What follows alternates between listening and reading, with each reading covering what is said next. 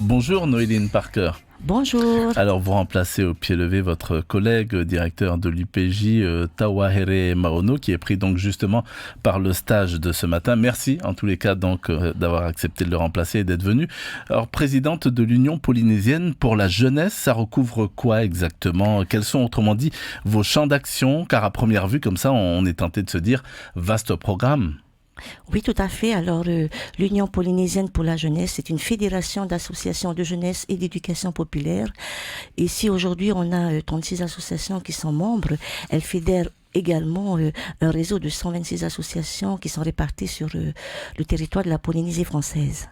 Ouais, ça fait donc beaucoup de monde tout ça.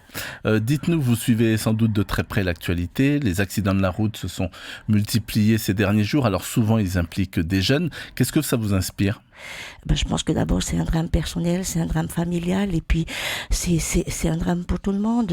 On ne peut qu'être ému par ce genre d'accident et on a envie de se mobiliser davantage. On se dit que il faut qu'on fasse davantage pour protéger notre jeunesse et surtout pour les aider à prendre les bonnes décisions parce que la prévention on le met en place, mais derrière après c'est un choix personnel et c'est ce choix-là sur lequel on doit travailler, que on change ses comportements, on change ses habitudes et qu'on pense être responsable avant tout.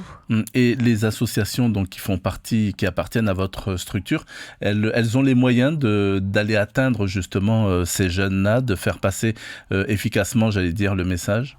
Alors oui, tout à fait. La force de nos associations, c'est que ce sont des acteurs de proximité. Et là où ils sont implantés, là où ils agissent, là où ils interviennent, effectivement, on peut faire de la prévention, on peut faire réfléchir les jeunes, on peut essayer d'acquérir le sens critique. Et après, je m'interroge sur certains de nos jeunes qui sont ni dans le système éducatif, dans le système scolaire, qui ne sont rattachés à aucune structure particulière et c'est eux qui en ont le plus besoin et c'est cela que l'on n'arrive pas à atteindre. Ils sont nombreux ? Je pense, oui, ils sont nombreux parce que, sur le réseau de l'UPJ, je pense qu'on touche à peu près 30 000 jeunes, mais que derrière, plus de la moitié, 45% de la population de Polynésie, elle est jeune. Donc voilà, il y a du travail à faire. Il y a du travail. Alors, on a parlé des accidents de la route. La drogue, c'est aussi un phénomène qui gangrène, hélas, une partie de la jeunesse.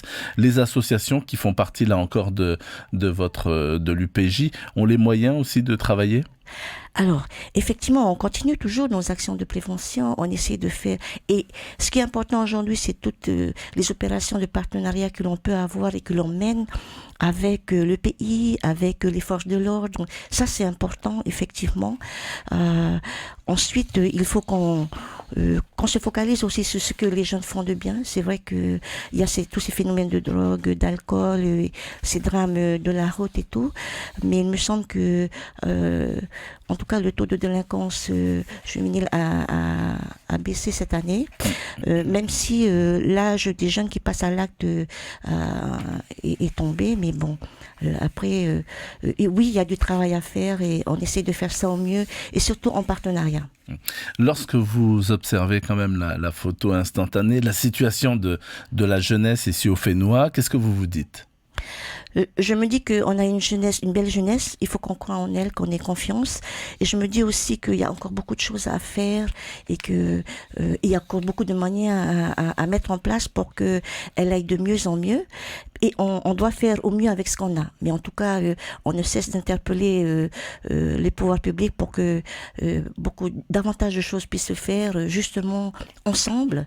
Ça, c'est important, ensemble, pour qu'on ait une société plus juste, plus équitable et puis qui se soucie de tous ses membres, y compris de la jeunesse. Si vous deviez ressortir comme ça un problème majeur auquel il faut vraiment s'attaquer pour la jeunesse ici en Polynésie française, ce serait lequel ?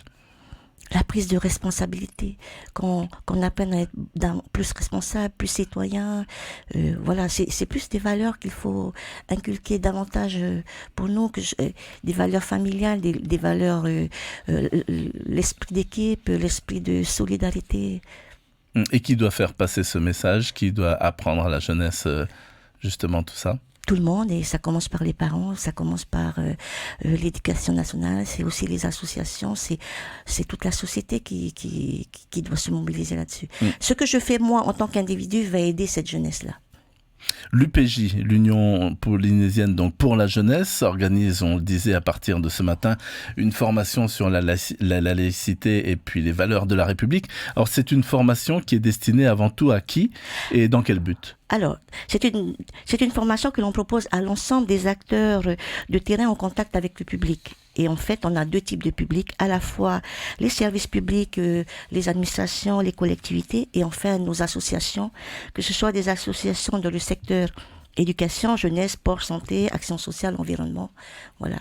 Et en fait, cette formation, elle vise à rappeler 2 points.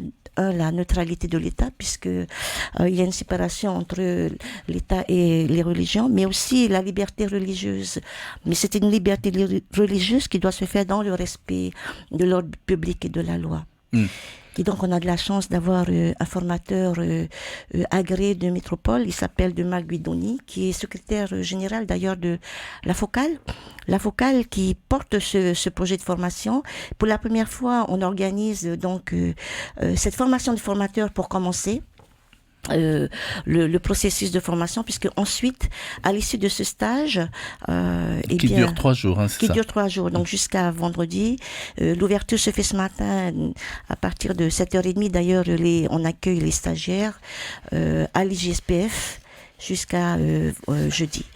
Et ce que je voulais dire, c'est que on a de la chance d'avoir l'expertise de métropole, même si la situation en métropole n'est pas comparable à celle de Polynésie française en matière de laïcité. Et je remercie aussi notre troisième partenaire, on va dire, il y a la Focale et aussi la FSCF qui s'associe à cette formation. Qu'est-ce que vous attendez, vous, de cette formation concrètement, donc sur la laïcité et les valeurs de la République ? C'est quoi ? C'est qu'après, il y ait une grosse piqûre de rappel comme ça qui soit injectée auprès des jeunes ? Tout à fait, même, pas seulement des jeunes, mais des dirigeants, mais c'est aussi l'idée derrière, c'est un meilleur vivre ensemble. Donc, je dis pas qu'on ne vit pas bien ensemble, au contraire, je pense que on est dans un environnement tout à fait tolérant, mais il faut continuer justement à travailler sur cet aspect et c'est une façon aussi par rapport à ça de travailler sur les attitudes déviantes, on va dire. L'école, c'est un bon relais normalement pour ce genre de thématique aussi. L'école est un excellent relais et les associations, elles viennent compléter effectivement cette formation formelle, puisque les associations, elles œuvrent dans le domaine de l'éducation non formelle. Dans les îles, comment ça se passe ? Quelles sont les actions que vous arrivez à mener, l'UPJ ? Alors, dans les îles, c'est les mêmes actions qu'ici, puisqu'elles ont droit aux mêmes activités, aux mêmes formations, aux mêmes avantages et aux mêmes bénéfices.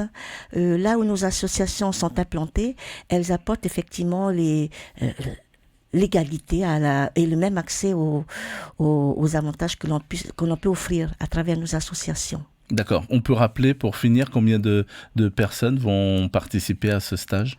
Alors, 18 personnes vont participer à ces stages et ces personnes-là, ensuite, à l'issue de la formation, devraient avoir une attestation de formateur qui vont leur permettre d'animer les stages que l'on va organiser, les 4 stages que l'on va organiser avant la fin de l'année.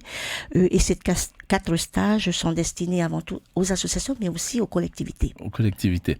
Très bien. Merci beaucoup donc d'avoir été notre invité ce matin. Et puis donc on va rappeler que vous êtes la présidente de l'Union polynésienne pour la jeunesse et que tout à l'heure démarre une formation donc sur la laïcité et les valeurs de la République qui s'adresse à tous ceux qui agissent donc auprès des jeunes. Formation qui dure 3 jours donc et ça va se passer à l'Institut de la jeunesse et des sports. Merci beaucoup Noéline Parker. Merci. C'était l'invité café, 7h30 du